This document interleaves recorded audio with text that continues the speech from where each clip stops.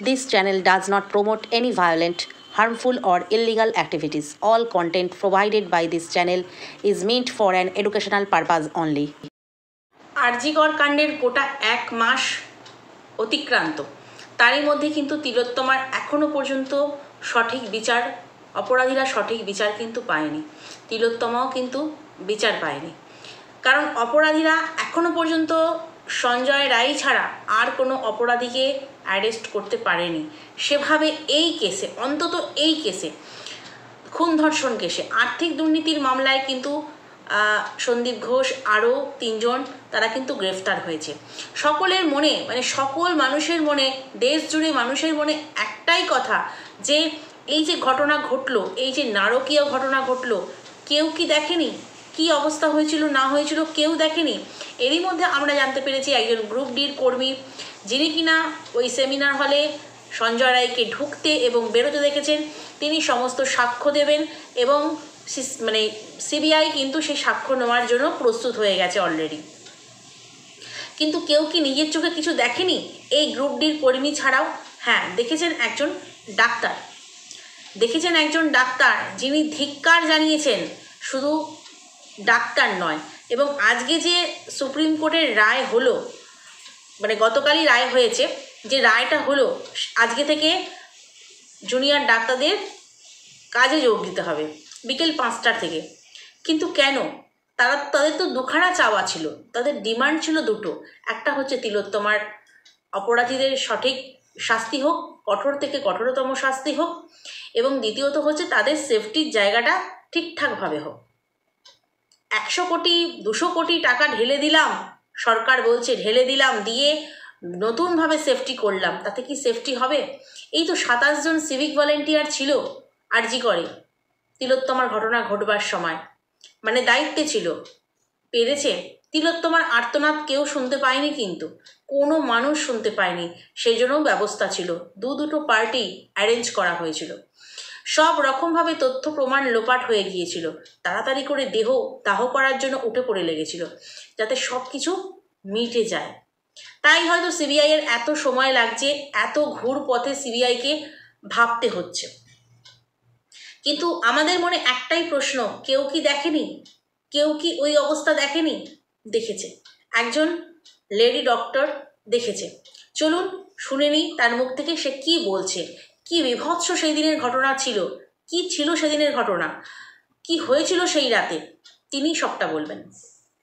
সেই দিন খবর পাওয়ার পর থেকে, 1টার পর থেকেই আমি নিজে আরজিকরে ছিলাম, এবং সেখানে গিয়ে দেখলাম, যখন শুনলাম এরকম একটা ঘটনা ঘটেছে, অবধারিতভাবে একজন মা হিসেবে, একজন মহিলা হিসেবে, একজন ডাক্তার হিসেবে, একজন পশ্চিমবঙ্গে পড়াশোনা করা, সরকারি মেডিকেল কলেজে নাইট ডিউটি দেওয়া ডাক্তার হিসেবে আমি বিচলিত হয়ে গেছিলাম।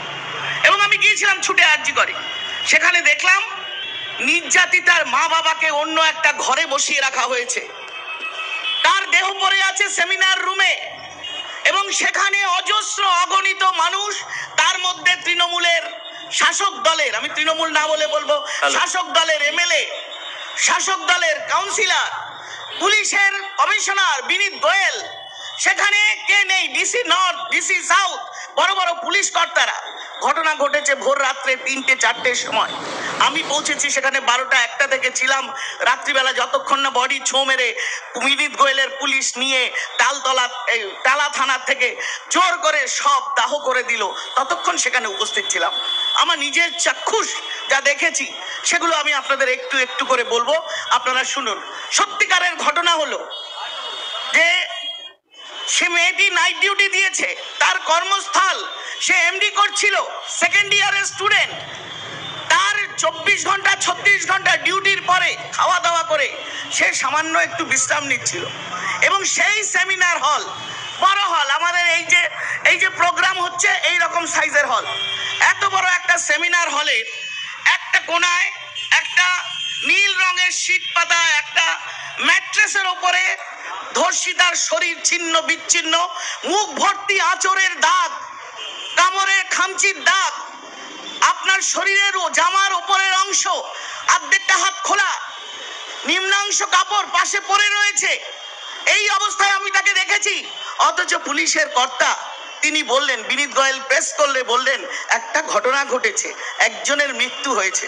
কখনো তিনি বললেন না যে এই শহরের একটি নামকরা সরকারি মেডিকেল কলেজে একটি মেয়ে তার ডিউটি করার সময় রাতের অন্ধকারে এই হাসপাতালের কিছু দুষ্কৃতী, যারা নেতা তৃণমূলের আশ্রিত গুন্ডা, যারা ওখানকার সমাজ বিরোধী, যারা ওই হাসপাতালের গলিতে অলিতে অন্দরে কোনায় কোনায় যারা করে খাচ্ছে, তৃণমূলের নেতারা যেমন করে খায় যার যার এরিয়াতে, সেই করে খাওয়া গুন্ডা দুষ্কৃতীরা এই মেয়েটির ওপরে যে পাশবিক পৈশাচিক নারকীয় অত্যাচার চালিয়েছিল, সেই অত্যাচার না নিতে পেরে মেয়েটি মারা যায়।